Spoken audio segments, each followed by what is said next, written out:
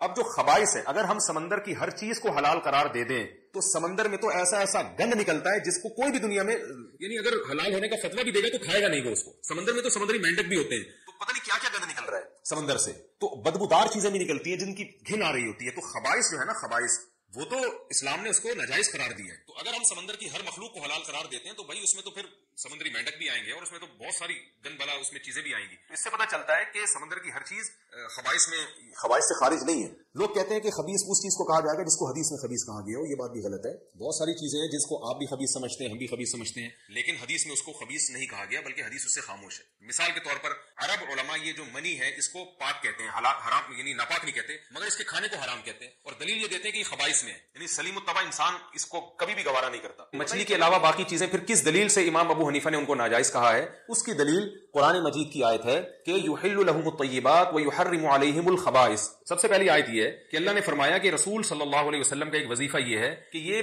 پاکیزہ چیزوں کو تم پر حلال کر دیں گے اور خبیث اور گندی چیزوں کو حرام کر دیں گے۔ تو پتہ یہ چلا کہ عرف سے بھی بہت سی چیزوں کا خبیث ہونا پتہ چلتا ہے۔ اب مچھلی کو کیوں مستثنیٰ کیا گیا؟ اس کی دلیل رسول اللہ صلی اللہ علیہ وسلم کی حدیث ہے، احلت لنا میتتان السمک والجراد۔ آپ صلی اللہ علیہ وسلم نے فرمایا اللہ نے دو مردار ہمارے لیے حلال کیے ہیں، ایک مچھلی اور ایک ٹڈی۔ اچھا، مردار بھی قرآن کے مطابق حرام ہے، جتنے بھی مردار ہیں اللہ تعالیٰ نے قرآن میں فرمایا کہ جگہ جگہ قرآن میں یہ آیت ہے کہ اللہ تعالیٰ نے تم پر مردار کو حرام کر دیا ہے، یعنی جو مردار ہے وہ آپ نہیں کھا سکتے، جانور ذبح کر کے کھانا پڑے گا۔ تو سمندر کی جتنی مخلوق ہے وہ تو سب مردار ہے، وہ ذبح تو نہیں کی جاتی۔ تو اس لیے نبی صلی اللہ علیہ وسلم نے دو چیزوں کو مستثنیٰ کیا، اس سے فرمایا احلت لنا میتتان، دو مردار ایسے ہیں جو ہمارے لیے حلال کیے گئے ہیں۔ السمک، ایک مچھلی ہے جو مردہ ہونے کے باوجود حلال ہے، وہ ذبح نہیں کی جاتی، اور ایک ٹڈی ہے، ٹڈی ایک مخصوص چھوٹا سا پرندہ ہوتا ہے، تو وہ بھی ہمارے لیے حلال ہے۔ تو پتہ یہ چلا کہ تمام مردار وہ اسی طرح حرام ہے جس طرح قرآن نے حرام قرار دیا، اس میں سمندر کا اور خشکی کا فرق نہیں ہے۔ تو ان مردار میں دو چیزوں کو حدیث میں مستثنیٰ کیا گیا ہے، صرف مچھلی اور اس کو ٹڈی کو۔ تو اس سے پتہ چلتا ہے کہ مچھلی اور ٹڈی کے علاوہ باقی تمام مردار اپنی اصل پہ ہیں، وہ جائز نہیں ہے۔ اس لیے امام حنیفہ کا مسلک اس بارے میں بہت مضبوط ہے۔ اور یہی بات پھر آ جاتی ہے جھینگے کی بھی، کہ جھینگا کھانا جائز ہے یا نہیں۔ تو فقہ حنفی میں جھینگا بھی ہماری رائے کے مطابق جائز نہیں ہے۔ اس کی وجہ یہ ہے کہ مچھلی جب حلال ہے تو مچھلی، یا تو ہم میڈیکل سائنس سے پوچھیں گے کہ یہ جھینگا مچھلی کی قسم میں ہے یا نہیں ہے، یا ہم عرف سے پوچھیں گے۔ تو میڈیکل سائنس بھی یہ کہتی ہے کہ جھینگا کا مچھلی سے دور دور تک مچھلی کی فیملی سے کوئی تعلق نہیں ہے، اور عرف میں بھی جھینگے کو مچھلی نہیں سمجھا جاتا۔ آپ اگر کسی سے کہیں کہ مچھلی لے کر آؤ اور وہ جھینگا اٹھا کے لے، آپ کسی قیمت پہ قبول نہیں کریں گے اس کو۔ ایک آدمی قسم اٹھاتا ہے کہ میں مچھلی نہیں کھاؤں گا، تو وہ جھینگا کھانے سے اس کی قسم نہیں ٹوٹتی۔ ہمارے بعض اکابر اس طرف گئے ہیں کہ جھینگا مچھلی کی قسم میں داخل ہے، اور انہوں نے لغت سے استدلال کیا ہے کہ لغت کی کتابوں میں جھینگا کو جھینگا مچھلی لکھا ہوا ہے۔ تو وہ بھی ہمارے بزرگ ہیں، اکابر ہیں، لیکن حضرت مفتی رشید احمد صاحب رحمہ اللہ تعالیٰ اور حضرت مولانا یوسف جہانوی صاحب رحمہ اللہ تعالیٰ کی رائے یہ تھی کہ ان حضرات نے جو استدلال کیا نا ڈکشنری سے کہ لغت میں جھینگے کو مچھلی لکھا ہوا ہے، تو فرمایا ڈکشنری سے استدلال درست نہیں ہے، اس لیے کہ لغت میں اگر کسی چیز کو کوئی نام دے دیا جائے لیکن لوگ اس کو وہ سمجھتے نہ ہوں تو وہ پھر اس چیز میں داخل نہیں ہوگی۔ جیسے انہوں نے لکھا ہے کہ جیسے سمندری گھوڑا، اب ایک خاص قسم کا سمندر میں ایک جانور ہے جس کو سمندری گھوڑا کہا جاتا ہے، تو نام تو اس کو گھوڑے کا دیا مگر اس میں گھوڑے کے حکام جاری نہیں ہوں گے، اس لیے کہ لوگ اس کو گھوڑا سمجھتے نہیں ہیں۔ تو جھینگا نہ میڈیکلی مچھلی سے کچھ میچ کرتا ہے، ڈاکٹر تو یہاں تک کہتے ہیں کہ کسی گدھے کو اگر انسان کہہ دیا جائے نا تو یہ میڈیکلی اتنا عجیب نہیں ہے، کیونکہ گدھے کے بہت سارے پارٹس انسان سے ملتے ہیں، اس میں ریڑھ کی ہڈی ہے، اس میں پورا وہی تقریباً وہی سسٹم ہے جو انسان کا ہوتا ہے، لیکن جھینگے کو مچھلی کہہ دینا میڈیکل سائنس بالکل اس کی نفی کرتی ہے کہ جھینگا مچھلی دور دور تک بھی کسی قسم میں داخل نہیں ہے۔ تو اس لیے ہماری رائے کے مطابق جو حضرت اقدس مولانا یوسف جہانی شہید رحمۃ اللہ علیہ کی رائے تھی اور حضرت وسیم صاحب رحمہ اللہ کی رائے تھی وہ زیادہ مضبوط ہے، اس بیس پر جھینگے سے بھی اوائڈ کرنا چاہیے۔ لیکن اگر کوئی جھینگے کے جواز کا کوئی معتدل عالم، کوئی بڑے عالم فتویٰ دیتے ہیں تو ان پہ بہرحال وہ بڑے بزرگ ہیں، رائے کا اختلاف علماء میں ہمیشہ سے رہا ہے۔ تو لیکن میں ایک بات یہ کہتا ہوں کہ اتنی ساری اللہ نے چیزیں کھانے کے لیے پیدا کی، مچھلیوں کی اتنی ساری قسم ہے، تو آپ ان چیزوں کو کھاؤ نا، جو مچھلیاں ہی سینکڑوں اقسام کی اللہ نے پیدا کی ہیں، تو آپ کیوں جھینگے کی طرف جا رہے ہو جو اختلافی چیز ہے؟ اس لیے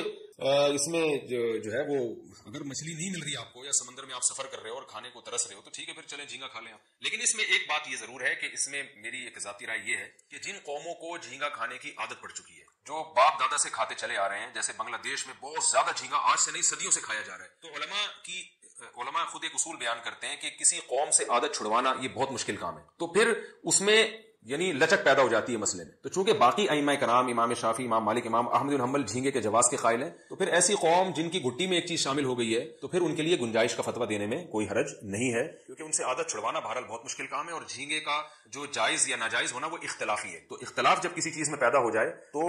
یعنی حرج سے بچانے کے لیے پھر اس میں گنجائش کا فتویٰ دیا جا سکتا ہے۔ اس لیے میں یہ کہتا ہوں کہ جن کے پورے خاندانوں میں ہمیشہ سے یہ رواج رہا ہے، احتیاط تو یہ ہے کہ وہ چھوڑ دیں، لیکن اگر وہ نہیں بھی چھوڑتے تو وہ اس معاملے میں امام شافعی رحمہ اللہ تعالیٰ کے فقہ کو فالو کر لیتے ہیں تو انشاءاللہ اس میں کوئی حرج نہیں ہوگا اور امید ہے کہ گناہ نہیں ہوگا، لیکن بہرحال اوائڈ کریں تو زیادہ بہتر ہے۔ یہ تو تھا جھینگے کا مسئلہ،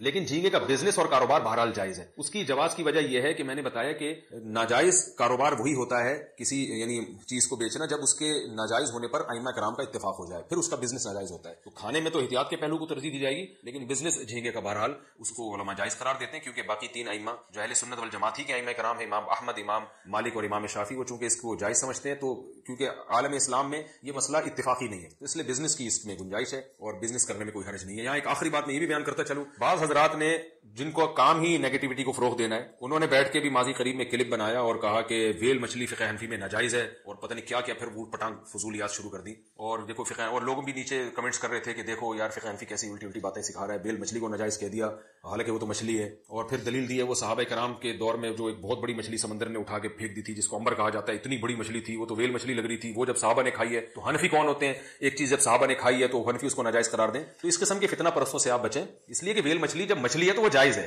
تو یہ پوری بحث کی بنیادی غلط چیز پہ قائم کی ہوئی ہے اور حیرت ہوتی ہے لوگوں پر جو یہ تقریریں سنتے ہیں اور یہ تحقیق بھی نہیں کرتے کہ فقہ حنفی میں ایسا ہے بھی یا نہیں۔ مثلا انہی محترم نے ایک کلپ بنایا ہے کہ امام حنیفہ کے بہت سے مسائل قرآن کے خلاف ہیں اور فقہ حنفی میں پھر بھی ان کو فالو کیا جاتا ہے۔ پھر یہ دلیل دی ہے کہ امام حنیفہ کہتے ہیں 2.5 سال تک عورت بچے کو دودھ پلا سکتی ہے، حنفیوں نے امام حنیفہ کے قول کو فالو کیا، قرآن کی آیت کو چھوڑ دیا، حالانکہ یہاں حنفیوں نے امام حنیفہ کے قول کو چھوڑ دیا ہے۔ حنفیوں کے یہاں فتویٰ یہ ہے کہ 2 سال سے زیادہ عورت بچے کو دودھ نہیں پلا سکتی، باقی امام حنیفہ نے 2.5 سال کا فتویٰ کیوں دیا، اس کے دلائل کیا ہے وہ بھی موقع نہیں ہے،